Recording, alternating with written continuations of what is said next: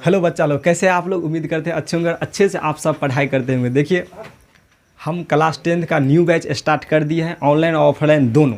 तो देखिए, आप लोगों के लिए ऑनलाइन आपको वही चीज़ पढ़ाया जा रहा है जो चीज़ ऑफलाइन में पढ़ाते हैं। तो आप लोग को किसी भी प्रकार की दिक्कत नहीं होगी। अगर आप लोगों को PDF की ज़रूरत होगी तो उसके लिए भी हम व्हाट्सएप ग्रुप का निर्माण कर दिया है, यानी आपको उसमें जुड़ जाना है, आपको हर एक चीज़ की उसमें सुविधा मिलेगी। तो देखिए, अब हम लोग आगे की ओर बढ़ते हैं। जितना हम लोग पढ़ लिए, तो देखिए, सबसे पहले आप लोग कमेंट करके बताइए कि आप लोग समझते हैं कि नहीं समझते हैं। तो आप लोग बताइएगा, क्योंकि आप कमेंट जब तक नहीं कीजिएगा तब तक हमको पता नहीं चलेगा कि आपको समझ में आ रहा है कि नहीं आ रहा है।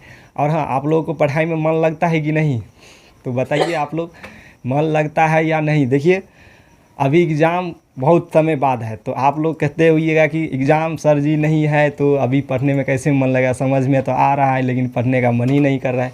तो देखिए, अगर आपको अच्छा अंक लाना है तो आपको अभी से ही मेहनत करना होगा, तभी आपको अच्छा रैंक आ पाएगा, यानी आप एक अच्छा अंक से पास हो सकते हैं। ठीक है, तो आपको अभी से ही मेहनत करना होगा। ठीक है, तो देखिए, अब हम लोग आगे की ओर बढ़ते हैं।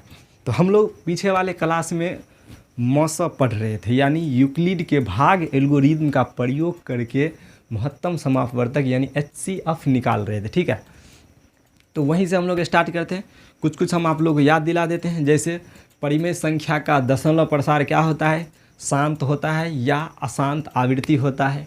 लेकिन अपरिमेय संख्या का दशमलव प्रसार कैसा होता है, अशांत अनावृत्ति, यानी वो रिपीटिंग नहीं होता है, मतलब अलग अलग संख्या आते रहता है उसमें। ठीक है, तो ये सब हम लोग जान लिए थे। अब देखिए, यूक्लिड के भाग एल्गोरिदम यानी A बराबर BQ प्लस R, यही हम लोग पढ़ रहे थे। ठीक है, जिसमें क्या पढ़ते हैं हम लोग, इसको भाज्य बराबर भाजक गुण्य भागफल प्लस शेषफल।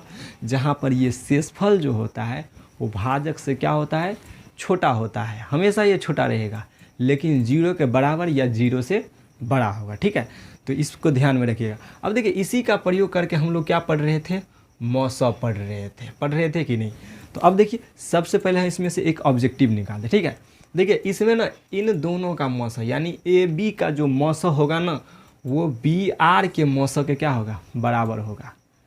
ये AB का जो मौसा होगा, मौसा वो इस BR के मौसा के क्या होगा, बराबर होगा। यानी AB का मौसा बराबर BR का मौसा बराबर होगा। ये आपको ऑब्जेक्टिव में पूछेगा ये, इसके लिए इसको ध्यान में रखिएगा। जैसे देखिए, अगर मान लीजिए कि 8 बराबर 2 गुने 4 प्लस 0 होता है ना, तो देखिए, इस 8 और 2 का हम क्या करेंगे, मौसा निकालेंगे। तो वही मौसा आएगा इस 2 और 0 का। निकालिए एक बार 2 और 8 का, तो 2 और 8 का निकालेंगे तो कितना, 2 चौके 8 0, यानी मौसा कितना आया, मौसा 2 आया। अब इस 2 0 का मौसा आया, तो 2 0 का मौसा सबको पता है, 2 से 0 में भाग देंगे, 0 से 0 यानी 0 आया, यानी मौसा कितना हो गया, 2 आ गया। कितना आया, 2। तो देखिए, तो सेम आ गया कि नहीं आ गया। तो ये ऑब्जेक्टिव अब याद हो गया आप लोग को। तो देखिए, और भी ऑब्जेक्टिव हम बताएं कि सेम संख्या का मौसा सेम ही होता है, यानी A का मौसा A होगा, A ही होगा। A1 का मौसा कितना होगा, 1 होगा, कोई दिक्कत। A0 का मौसा कितना होगा, A होगा। तो ये सब हम ऑब्जेक्टिव आप लोगों को बता देते हैं। और एक चीज़ होता है कि मौसा, दो संख्या का मौसा, देखिए, मान लीजिए कि A और B का मौसा जितना होगा उतना ही B और A के मौसा भी होगा, यानी उल्टा पुल्टा दोनों। यानी 8 और 12 के जितना मौसा होगा उतना ही 12 और 8 का भी मौसा होगा। आप लोग निकाल के देख लीजिएगा, एकदम सेम आएगा। अब हम देखिए, ये सब बता दिए थे, नॉर्मल विधि बता दिए थे, गुणनखंड विधि, भाग विधि सब बता दिए थे। अब भाग एल्गोरिदम की सहायता से हम लोगों को पढ़ना है, क्योंकि ये चैप्टर ही उस पर डिपेंड है। ठीक है, इस चैप्टर से ही ऐसा ही क्वेश्चन आपको मिलने वाला है। तो अब देखिए, अब हम लोग आगे की ओर बढ़ते हैं, यानी यूक्लिड के भाग एल्गोरिदम का प्रयोग करके हम लोग को क्या निकालना है, मौसा निकालना है। ठीक है, तो अब देखिए, मान लीजिए, देखिए, हम एग्जाम्पल पे लेते हैं, वैसे पीछे वाले क्लास में ही बताए थे, एक बार फिर से हम बता देते हैं आप लोगों को। मान लीजिए 18 और 28 का क्या बोलेगा आपको, मौसा ज्ञात करने के लिए यूक्लिड के भाग एल्गोरिदम का प्रयोग करके। तो क्या करेंगे हम लोग, देखिए, 18 से सबसे पहले देखिए, इसको बगल में हम लोग भाग दे देंगे। ठीक है, यानी भाग विधि से निकालेंगे। तो दीजिए, 18 का 18, 10, फिर 10 से कितना, 18 में 10 का 10, 8 से फिर 10 में, तो 8 का 8, 2 फिर 2 से 8 में, 2 चौके 8, लड्डू यानी अंतिम भाजक, अंतिम देखिए जब तक जीरो ना है तब तक इस प्रक्रिया को आप लोग करते रहिएगा। अब 2 से ये पूरी तरह कट गया, इसलिए मौसा कितना हो गया, 2 हो गया। अब देखिए इसी का प्रयोग हम लोग भाग एल्गोरिथम में करेंगे, यानी यूक्लिड का भाग एल्गोरिथम क्या कहता है, यूक्लिड का भाग एल्गोरिथम, यूक्लिड का भाग एल्गोरिथम a बराबर बी क्यू प्लस आर होता है। तो अब देखिए ये a क्या है, यहाँ पर 28 है तो 28 यहाँ पर लिखेंगे, b कौन सा हो गया 18 और गुने q कौन सा हो गया 1, r शेष कितना बच गया 10। अब इसको आगे बढ़ेंगे पढ़ के, अब इसमें देखेंगे तो a कितना आ गया 18, b कितना आ गया 10, q कितना आ गया 1, शेष कितना आ गया 8। अब फिर से इसमें चलेंगे, इसमें देख रहे हैं 10 क्या आ गया a, b के जगह पर कितना हो जाएगा 8, q के जगह पर 1, शेष के जगह पर यानी r के जगह पर 2। फिर अब अंतिम में देखेंगे हम लोग तो 8, फिर 2 गुने 4 और प्लस शेष कितना देख रहे हैं हम लोग 0, यानी शेष कितना आ गया 0। तो देखिए अंतिम भाजक इसका कौन हुआ 2, इसीलिए मौसा कौन सा हो गया, मौसा 2। कोई दिक्कत। अब देखिए इसी प्रकार हम लोग और भी संख्याओं का निकालेंगे, बहुत सारे। ये है क्या, यूक्लिड के भाग एल्गोरिथम का प्रयोग हम लोग कर रहे हैं। इसी तरीक़ा से आप लोगों को पूछेगा एग्जाम में कि यूक्लिड के भाग एल्गोरिथम का प्रयोग करके इन संख्याओं का मौसा ज्ञात कीजिए। आपको सिंपल विधि से नहीं पूछेगा। तो देखिए अगर बहुत बड़ा संख्या दे देना तो सबसे पहले आप लोग भाग कर लीजिएगा रफ करके बगल में, ठीक है, रफ करके बगल में ये भाग कर लीजिएगा, फिर इसको इस विधि पर बैठा दीजिएगा, ठीक है। अब देखिए एक और हम लेते हैं एग्जाम्पल, आप लोग देखिएगा। देखिए लिखने का चिंता नहीं कीजिए, अगर आपको लिखना ही होगा तो आप लोग रोक करके लिख लीजिएगा वीडियो को। अब देखिए और कोई संख्या हम लोग लेते हैं, मान लीजिए कि 12 और 24 का बोलेगा मौसा ज्ञात करने के लिए, ठीक है। तो निकालते हैं हम लोग। देखिए यूक्लिड का भाग एल्गोरिथम का प्रयोग, यूक्लिड का भाग एल्गोरिथम। अब देखिए तो क्या सबसे पहले बड़ा संख्या यानी 24, देखिए हम डायरेक्ट लिखेंगे, आप लोग भी धीरे धीरे सीख जाइएगा तो आप लोग भी डायरेक्ट लेते। 12 गुने 2 प्लस 0 एक ही बार में आ गया, यानी कितना है इसका अंतिम भाजक, तो मौसा कितना हो गया 12। जैसे देखिए ना भाग दीजिए ना, 24 में कितना से देंगे 12 दूनी 24 0, यानी मौसा यही हो गया, क्योंकि अंतिम भाजक तो इसका यही हो गया फर्स्टे बार में। तो इसी तरीके से देखिए बहुत सारा क्वेश्चन आपको ये चैप्टर में है, आप लोग बनाइएगा, आपको किसी भी प्रकार की दिक्कत अब नहीं होगी। पीछे वाले वीडियो में भी हम लोग इसके बारे में बताए थे, ये कुछ और आप लोगों को क्वेश्चन दिए थे। अब देखिए आपको कुछ और क्वेश्चन हम दे रहे हैं आपको, 8 4 5 4 और 2 4 5, इसका मौसा निकालिएगा यूक्लिड के भाग एल्गोरिथम का प्रयोग करके, और हो सके तो तीनों विधि से बनाइएगा जो हम लोग पीछे वाले वीडियो में बताए थे, भाग विधि, गुणनखंड विधि और ये यूक्लिड के भाग एल्गोरिथम की सहायता से, ठीक है। तो इस तीनों विधि से इसको आप लोग बनाइएगा, आपको किसी भी प्रकार की दिक्कत नहीं होगी। तो अब देखिए अब हम लोग थोड़ा आगे की ओर बढ़ते हैं। जो इस चैप्टर में प्रूफ करने वाला आता है वो बहुत ही अजीब व गरीब सवाल आता है, तो उसको पहले हम लोग समझेंगे कि क्या आता है। जब समझ जाएंगे तो ऑटोमेटिक वो बन जाएगा। अब देखिए वो सवाल क्या रहता है, तो आप लोगों को पता है सम संख्या सबको पता है, विषम संख्या सबको पता है, धन पूर्णांक पूर्णांक ये सबको पता है। वही चीज़ पर इसमें प्रूफ करने वाला होता है। जैसे देखिए सम संख्या कौन सा होगा, जिसमें 2 छुपा होगा, यानी जो 2 से क्या होगा विभाजित होगा, यही कहते हैं हम लोग।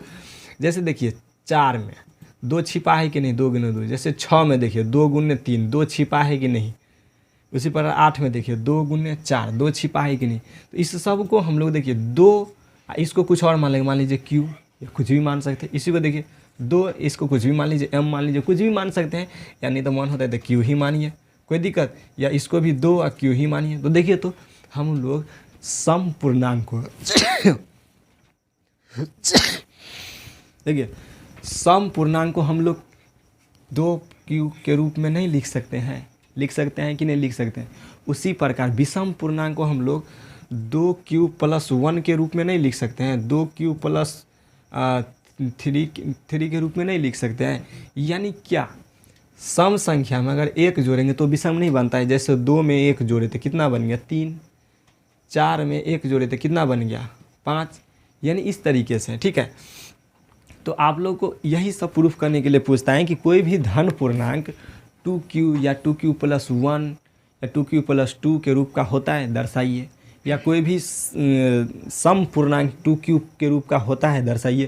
तो ऐसे ही आप लोगों को क्वेश्चन पूछेगा, एग्जाम में भी पूछता है और चैप्टर में भी है, तो आपको किसी भी प्रकार की दिक्कत नहीं होगी। देखिए अब हम लोग एक क्वेश्चन ले करके बनाते हैं और उसी से पूरे कि कोई भी क्वेश्चन आएगा तो उसी से हम लोग उसको बनाएंगे, यानी एक स्ट्रक्चर देंगे और एक स्ट्रक्चर से आपको किसी भी प्रकार की सवाल बन जाएगी, कोई भी दिक्कत नहीं होगी। तो देखिए मान लीजिए कि कोई क्वेश्चन है कि कह रहा है कि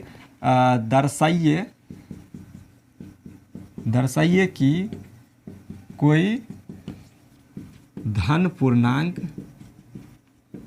2q या 2q + 1 के रूप का होता है या नहीं। तो देखिए दर्शाने के लिए बोला है बस, तो सबसे पहले प्रूफ करने के लिए बोले तो प्रूफ में क्या किया जाता है, माना जाता है, तो हम लोग वही करेंगे। देखिए जो इसमें दिया है उसी को हम लोग क्या करेंगे, मानेंगे। ठीक है, तो सबसे पहले हम लोग क्या करेंगे, माना धन पूर्णांक, कुछ भी मान लीजिए धन पूर्णांक, माना धन पूर्णांक क्या है, ए है, कोई दिक्कत, माना धन पूर्णांक क्या है, ए है। देखिए यहाँ से सॉल्यूशन कर रहे हैं, माना क्या धन पूर्णांक ए है तथा भाजक मान लीजिए इसका भाजक। अब देखिए इसका भाजक हम लोग कितना मानेंगे, यानी भाजक बी जो होता है वो कितना मानेंगे, तो जितना यहाँ पर दिया रहे, यानी जो सवाल में दिया है उसी को मान लीजिए, आपको कोई भी दिक्कत भी नहीं होगा, कहीं से सोचने की ज़रूरत नहीं है। तो देखिए 2 है दिया, इसका मतलब भाजक कितना 2, कुछ भी नहीं करना इस टाइप के सवाल में। अब मिल गया ये। अब हम लोग यूक्लिड के भाग एल्गोरिथम पर चलेंगे, यूक्लिड के भाग एल्गोरिथम, यानी यूक्लिड के भाग एल्गोरिथम से हम लोग क्या जानते हैं, a बराबर BQ + R। अब ध्यान से देखिए, जहाँ R बराबर कितना लेंगे, R बराबर, अब हम सबको पता है R बराबर तो कुछ भी ले सकते हैं, लेकिन यहाँ पर क्या बोल दिया, धन पूर्णांक 2q या 2q + 1 के रूप में। अब भाजक इसमें कितना है 2। अब ध्यान दीजिएगा R तो होता है शेष, और सबको पता है कि शेष भाजक से हमेशा क्या होता है, छोटा ही होता है। तो देखिए भाजक अगर मैक्सिमम 2 है तो इसका मतलब शेषफल 1 तक ही होगा, 2 तो होगा ही नहीं, क्योंकि 2 होगा तो फिर से वो कट के 0 आ जाएगा, तो इसका मतलब उससे छोटा ही होगा। तो अब देखिए अभी हम लोग पढ़े कि वो जो हमेशा क्या होता है, छोटा ही होता है। अब देखिए तो R कितना होगा, या तो 0 होगा या तो 1 होगा, 2 हो ही नहीं सकता, क्योंकि भाजक आ जाएगा तो वो फिर से कट जाएगा, बात वही आ जाएगा। इसलिए या तो 0 यहाँ पर या तो 1 होगा, क्योंकि हमको भाजक यहाँ पर 2 है। ठीक है, अब देखिए यहीं से सारा चीज़ ख़त्म है। अब इस पर मान बैठा दीजिए। ठीक है, मान बैठाएंगे हम लोग, तो a बराबर b कितना है 2, q प्लस r कितना पहली बार लेंगे 0, फिर या a बराबर 2q प्लस अब कितना लेंगे r 1 लेंगे। अब देखिए a बराबर कितना आ गया 2q, तो देखिए तो यहाँ पर a क्या है, धन पूर्णांक बराबर 2q आ गया, यानी धन पूर्णांक a बराबर 2q के रूप का होगा। देखिए यही कर रहा है प्रूफ करने के लिए। फिर इसको या a बराबर 2q + 1, देखिए ये भी आ गया, यानी 2q + 1 के रूप का भी होता है। यानी हम लोग धन पूर्णांक को यानी 2q या 2q + 1 के रूप में लिख सकते हैं। इसी तरीके से आपको बहुत सारा सवाल पूछेगा, कहेगा कि कोई भी धन पूर्णांक, सम धन पूर्णांक को, यानी जो संख्या जो धन पूर्णांक ऐसा हो सम हो, उसको 2q या 2q + 2 या 2q + 4 के रूप में लिख सकते हैं। तो एकदम लिख सकते हैं, क्योंकि सम पूर्णांक होता ही है, सब में क्या रहेगा 2 छुपा ही रहेगा। या विषम पूर्णांक के रूप में कोई कहेगा कि क्या कोई विषम पूर्णांक 2q + 1 या 2q + 3 के रूप का होता है, तो एकदम होता है, क्योंकि सम पूर्णांक में जब हम लोग एक जोड़ते हैं तो क्या आता है, विषम ही आता है। इस तरीके से अब देखिए कोई भी सवाल रहे, मान लीजिए कि यहाँ पे सम रहता, तो फिर सम में हम लोग क्या करते, वही करते, 2 आगे करके चलते। विषम रहता तो इसी में 2q + 1 यानी +1 करके, लेकिन मानते क्या, जो ही कहता वही मान लेते, धन पूर्णांक, क्योंकि धन पूर्णांक अगर विषम धन पूर्णांक कहता तो विषम धन पूर्णांक, जो आपको कहता वो मान लेते। फिर भाजक जो दिया रहेगा यहाँ पर जितना रहेगा बस उतना ही लेना है, और फिर उसको यूक्लिड के भाग एल्गोरिथम पर क्या करेंगे, बैठाएंगे। अब भाजक जो शेष है, भाजक से हमेशा क्या लीजिएगा, कम लीजिए, 1 कम ही लीजिएगा। ठीक है, तो जैसे देखिए 2 था तो 1 तक लिए, बस उसी प्रकार से इस पर बैठाना है और फिर उसको सरल कर देना है। आप देखिए कि अंत में ऐसा ही आ जाएगा जैसा आपको पूछा रहेगा। ठीक है, अब देखिए किसी भी प्रकार की आपको दिक्कत अब नहीं होना चाहिए। अब चैप्टर आप जब बनाइएगा ना तो आपको सारा चीज़ समझ में आ जाएगा, और हम चैप्टर भी आप लोगों को बनाएंगे यहाँ पर। ठीक है, तो अगली क्लास हम लोग यही चैप्टर पे लेके आएंगे, यानी फर्स्ट चैप्टर हम लोग अगले क्लास में बनवाएंगे आप लोगों से, और हम भी आपको बना के दिखाएंगे, ठीक है। तो सबसे पहले आप लोग बनाइएगा, फिर हम आपको बना करके आपको डाल देंगे, आपको कोई भी दिक्कत नहीं होगा। तो अब देखिए इस चैप्टर में ज़्यादा कुछ है नहीं। अब हम लोग अगले क्लास में एलसीएम और एचसीएफ, यानी देखिए सबसे पहले तो चैप्टर बनाएंगे, जो इसका फर्स्ट चैप्टर है पूरा सवाल बनाएंगे, फिर उसके बाद एलसीएम और एचसीएफ का क्लास होगा जिसको हम पूरे जीरो से उठाएंगे, यानी आप लोग नहीं भी सीखे हैं गुणनखंड विधि, भाग विधि, तो उस सब को भी हम उस क्लास में पूरे बताएंगे और फिर अपने सिलेबस का लेंगे, ठीक है। एकदम जीरो से लेंगे जिसमें आपको कोई भी दिक्कत नहीं होगा, और आपको सभी सब्जेक्टों की भी तैयारी कराई जाएगी, आपको कोई भी प्रकार का दिक्कत नहीं होगा। और हाँ, आपको किसी प्रकार की अगर दिक्कत होती है यानी समझ में नहीं आता है तो आप कमेंट के ज़रिए पूछिए, हम आपको रिप्लाई देंगे, आपको जवाब देंगे। तो अब हम लोग मिलते हैं नेक्स्ट वीडियो में, तब तक के लिए पढ़ते रहिए।